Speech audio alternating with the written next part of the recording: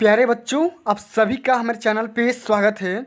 दोस्तों, आज के इस वीडियो के माध्यम से क्लास 10th के बच्चों के लिए होम साइंस के टॉप एमसीक्यू लेकर के आ चुके हैं। और इस वीडियो के माध्यम से प्यारे साथियों, मैं आप सभी को 2023 बोर्ड में आने वाले 16 ऐसे एमसीक्यू बताऊंगा, 16 ऐसे बहुविकल्पी प्रश्न बताऊंगा जो कि 2023 बोर्ड में 100% पूछे जाएंगे। ये मैं दावा के साथ बोल सकता हूं। तो प्यारे साथियों, आज का जो हमारा वीडियो होने वाला है सबसे ज़्यादा मोस्ट इंपॉर्टेंट वीडियो होने वाला है। वीडियो को ध्यान से तो देख ही लेना, साथ में वीडियो को लाइक कर देना, शेयर कर देना। चैनल पे पहली बार विजिट कर रहे हैं तो चैनल को भी सब्सक्राइब करके साथ में सारे बेल आइकन भी प्रेस जरूर कर लेना। ठीक है, आइए साथियों, सबसे पहला यहाँ पे क्वेश्चन पूछा गया है, सबसे ज़्यादा मोस्ट इंपॉर्टेंट है। ठीक है, इसको तैयार करके जाना। एक निश्चित अवधि के लिए पारिवारिक आय व्यय के पूर्व अनुमान को कहते हैं। क्या कहते हैं? आय का विवरण, व्यय का विवरण, पारिवारिक बजट या घरेलू हिसाब किताब। तो प्यारे साथियों, क्वेश्चन हमारा ये है, एक निश्चित अवधि के लिए, एक निश्चित समय के लिए जो भी परिवार में आय व्यय का बजट बनाने के लिए हम पूर्व अनुमान लगाते हैं, उसको हम क्या बोल सकते हैं? उसको हम बोलते हैं घरेलू हिसाब किताब। ऑप्शन नंबर यहाँ पे घ सही हो जाएगा। ठीक ना। चलो, अगला हमारा क्वेश्चन पूछा गया है प्यारे साथियों कि आय व्यय पर संतुलन बनाए रखने के लिए किसकी आवश्यकता पड़ती है। ये प्यारे साथियों, ये 2010 के बोर्ड के पेपर में क्वेश्चन पूछा जा चुका है। ठीक ना, इसलिए 2023 में भी इसे आने की चांसेज हैं, इसको तैयार जरूर करना।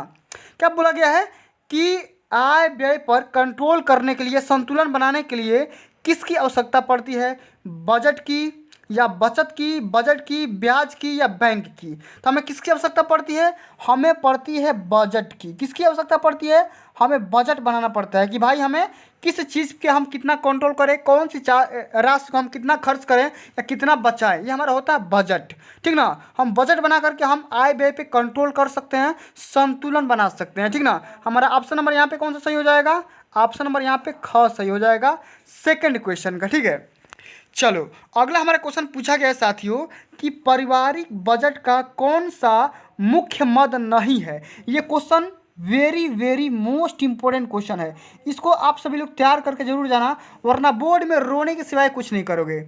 ठीक है, पूछा गया है कि पारिवारिक बजट का कौन सा मुख्य मद नहीं है, यानी कि मेन पार्ट नहीं है। ये क्वेश्चन 2009, 10, 11, यहाँ पे देख सकते हो कि 9, 10, 11, 12, 13 लगातार 14 तक क्वेश्चन पूछा गया है। ठीक ना, कि अगला मतलब कि या तो ये क्वेश्चन सेम ही है, ये भी क्वेश्चन सेम है कि कौन सा बजट का मुख्य मद नहीं है। ठीक है, दोनों क्वेश्चन एक ही है, सेम है, कोई दिक्कत की बात नहीं है, दोनों का आंसर भी सेम होगा। मकान, भोजन, वस्त्र, शिक्षा या दुकान या फैशन। तो इसका जो राइट आंसर हो जाएगा कि भाई पारिवारिक बजट का कौन सा मुख्य मद नहीं है, मेन पार्ट नहीं है, वो हो जाएगा दुकान या फैशन। ठीक है, दुकान या फैशन नहीं है, ये पारिवारिक बजट के अंतर्गत नहीं आता है। पारिवारिक बजट के अंतर्गत कौन कौन सा चीज़ आता है? वो आता है मकान, भोजन और वस्त्र आता है। ठीक ना, शिक्षा आता है। ठीक ना, ये सब क्या होते हैं?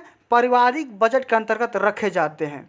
ठीक है, लेकिन इसमें पूछा गया है कि भाई पारिवारिक बजट के अंतर्गत कौन सा मद नहीं आता है, कौन सा पार्ट नहीं आता है, तो हमारा हो जाएगा दुकान या फैशन। हम जो भी कपड़ा वगैरह, जो भी फैशन के लिए बात करते हैं, ठीक ना, या ब्यूटी के लिए हम करते हैं, वो हमारे पारिवारिक बजट के अंतर्गत नहीं आता है। ऑप्शन नंबर यहाँ पे घ सही हो जाएगा। ठीक है, चलो, अगला हमारा क्वेश्चन पूछा गया है प्यारे साथियों कि पारिवारिक बजट का मुख्य मद है। अब इसमें बोल रहा है कि भाई मेन पार्ट कौन है। इसमें देखो सेम टू सेम वही क्वेश्चन है, लेकिन इसमें बोल रहा है कि मेन पार्ट कौन है, मेन मद का है। 2018 में क्वेश्चन पूछा गया है, भोजन, दुकान, मनोरंजन, फर्नीचर। तो अभी मैंने बताया कि भाई पारिवारिक बजट का जो मुख्य मद होता है, मेन पार्ट होता है, मेन हिस्सा जो होता है वो होता है भोजन। क्या होता है? भोजन होता है। ठीक है, फूड होता है। ठीक है, समझ गए। चलो, अगला जो हमारा क्वेश्चन है, पूछा गया है कि मासिक बजट बनाना आवश्यक है। ठीक है, क्यों आवश्यक है? 2015 और 18 दो बार क्वेश्चन पूछा गया है, रिपीट क्वेश्चन किया गया है कि भाई हम मासिक बजट क्यों बनाते हैं, इसकी आवश्यकता हमें क्यों पड़ी?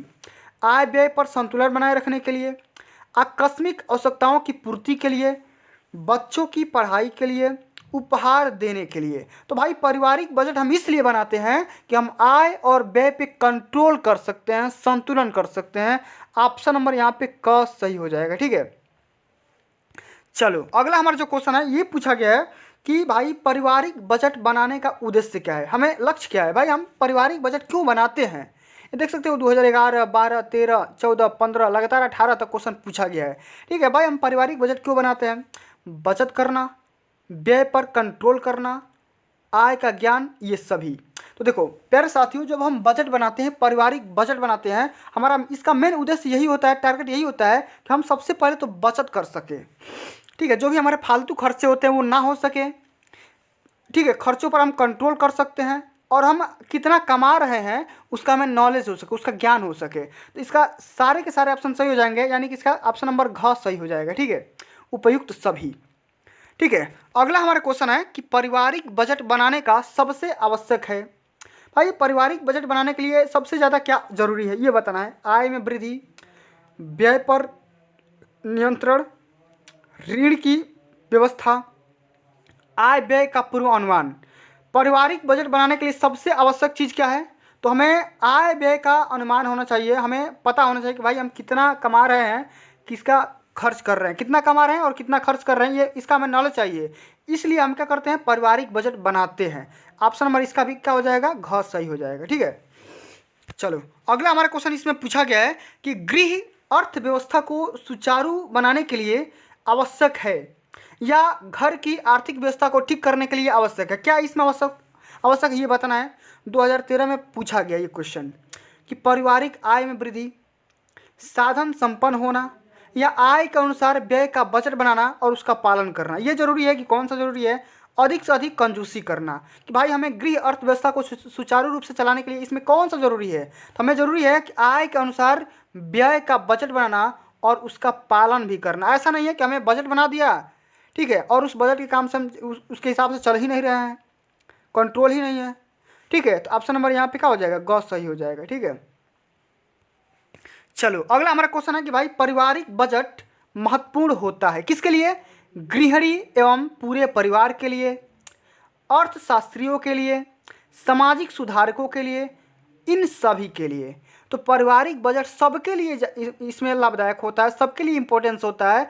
गृह गणितों के लिए भी होता है, अर्थशास्त्रियों के लिए भी होता है, समाज सुधारकों के लिए भी होता है, इनमें सभी के लिए हो जाएंगे। ऑप्शन नंबर यहाँ पे घ सही हो जाएगा। ठीक है, चलो अगला हमारा क्वेश्चन है कि लोकप्रिय पारिवारिक बजट का सिद्धांत प्रस्तुत किसने किया। ये सब देख सकते हो कि वेरी वेरी मोस्ट इंपोर्टेंट है, very very most important question है, इसको तैयार करके जरूर जाना। 2012, 16, 17, 12, 16, 17 कई बार पूछा जा चुका है। ठीक है भाई, पारिवारिक बजट का सिद्धांत थ्योरी किसने लाया था, मार्क्स ने, एंजिल ने, या टालस्टॉय ने, या माइकल एंजिलो ने। तो किसने लाया था, एंजिल के द्वारा ये लाया गया था। ऑप्शन नंबर इसमें ख सही हो जाएगा। कौन सही होगा, ऑप्शन नंबर ख, एंजिल के थ्रू ये पारिवारिक बजट की थ्योरी पास की गई थी। ठीक ना, इसको ध्यान में रखना है। ठीक है, अगला हमारा क्वेश्चन है प्यारे साथियों कि पारिवारिक बजट द्वारा अनावश्यक व्यय को क्या मिलती है। सहायता प्रदान की जाती है, प्रोत्साहन किया जाता है, नियंत्रण किया जाता है, या स्वीकृति प्रदान की जाती है। पारिवारिक बजट के द्वारा अनावश्यक व्यय को हम क्या कर सकते हैं, नियंत्रण कर सकते हैं, कंट्रोल कर सकते हैं। ठीक है, ऑप्शन नंबर हमारा ग सही हो जाएगा। ठीक है, इसको ध्यान में रखना है। अगला हमारा क्वेश्चन है कि पारिवारिक बजट के मार्ग में मुख्य बाधाएं हैं।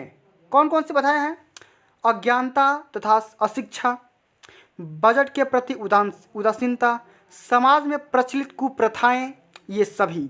तो भाई जो भी हम पारिवारिक बजट बनाते हैं उसको हम मार्ग में हमें बहुत सारी बाधाएं आती है और ये सारी बाधाएं क्या हो जाती है, खत्म हो जाती है। इनमें से सभी सही हो जाएगा, ऑप्शन नंबर घ इज द राइट आंसर। ठीक है, चलो अगला हमारा क्वेश्चन है कि आदर्श बजट माना जाता है या सर्वोत्तम या आदर्श पारिवारिक बजट किसे माना जाता है ये बताना है। देख सकते हो कि 7, 8, 14 लगातार 3 साल क्वेश्चन पूछा गया है। ठीक है, आदर्श बजट किसे माना जाता है, घाटे का बजट को मानते हैं, या संतुलित बजट को मानते हैं, या बचत के बजट को मानते हैं, या दैनिक बजट को मानते हैं। तो आदर्श बजट किसे मानते हैं, हम बचत का जो भी हमारा बजट होता है, सेविंग बजट, उसको हम क्या बोलते हैं, आदर्श बजट मानते हैं। ऑप्शन नंबर यहाँ पे ग सही हो जाएगा। ठीक है, इसको ध्यान में रखना है।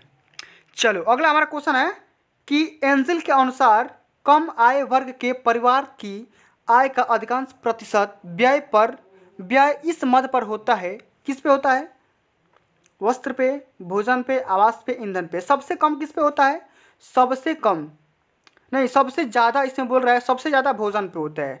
सबसे ज़्यादा किस पे होता है, भोजन पे, उसके बाद ही शिक्षा वगैरह पे या कपड़ा पे खर्च होता है। ठीक है, इसको ध्यान में रखना है। अगला हमारा क्वेश्चन है कि बजट बनाने से पहले आवश्यक होता है क्या चीज़, किसका अनुमान करना, आय का अनुमान करना, आय पे कंट्रोल करना, व्यय पे कंट्रोल करना, ये सभी।